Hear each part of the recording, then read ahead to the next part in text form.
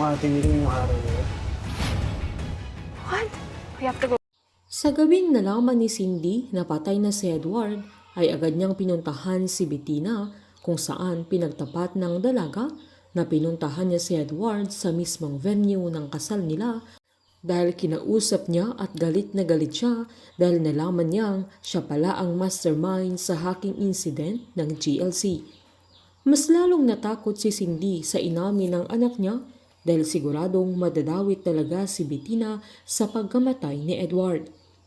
Nanindigan si Bettina kay Wilson na mahal niya si Edward na kahit galit na galit siya sa kanya na handa na din siyang makipaghiwalay sa kanya at aatras na din siya sa kasal nila pero hindi niya magagawang patayin ang binata na umalis din siya agad pagkatapos niyang makausap si Edward na sinubukang sundan ng binata pero binantaan ni Bettina na wag siyang magpapakita sa kanya dahil hindi siya magdadalawang isip na ipakulong si Edward.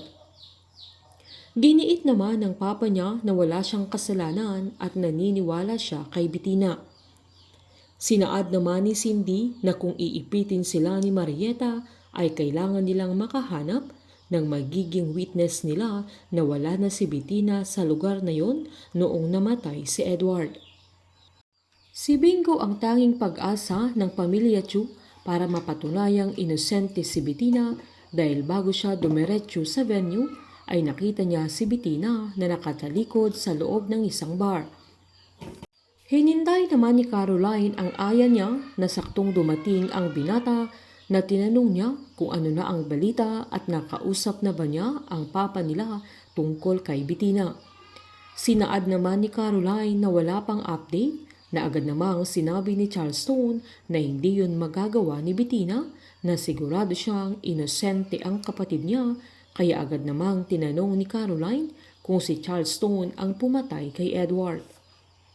Sa pag-uwi naman ni Wilson ay agad niyang kinausap si Charleston at sinabi niyang alam niyang kayang gawin yun ng binata dahil nasabi sa kanya ni Caroline na galit siya noong nalaman niyang si Edward ang nag-set up sa kanya at siya mismo ang pinalabas na mastermind sa hacking incident.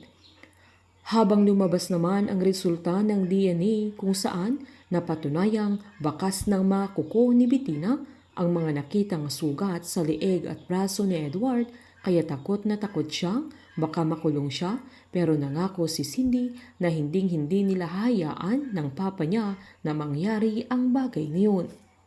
Habang nagkunwari naman si Irene na dinamaya ng ate niya, nag-iniit ni Bettina na mahal niya si Edward pero hindi alam ni Bettina na puro pagpapanggap ang ginagawa ni Irene.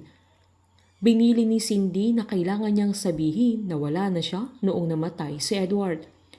Habang maaalala ni Bingo na nakita niya si Bettina noong tumunog ang kampana ng simbahan na nasa bar siya malapit sa venue, kaya agad-agad niyang tinawagan si Caroline upang ipaalam na nakita niya si Bettina sa araw na yun. Kaya malaki ang maitutulong ni Bingo sa pamilya Chu dahil sa magiging testigo siya para hindi makulong si Bettina. Kung hindi si Bettina at Charleston ang gumawa, may posibilidad kayang si Irene ang nagpapatay kay Edward. Painit ng painit ang mga tagpo, sabay-sabay po nating subaybayan ang advance episode ng Can't Buy Me Love dito po sa aking channel. Patuloy lamang pong manood at mag-subscribe para ma-update po kayo sa mga susunod na episode. Marami pong salamat.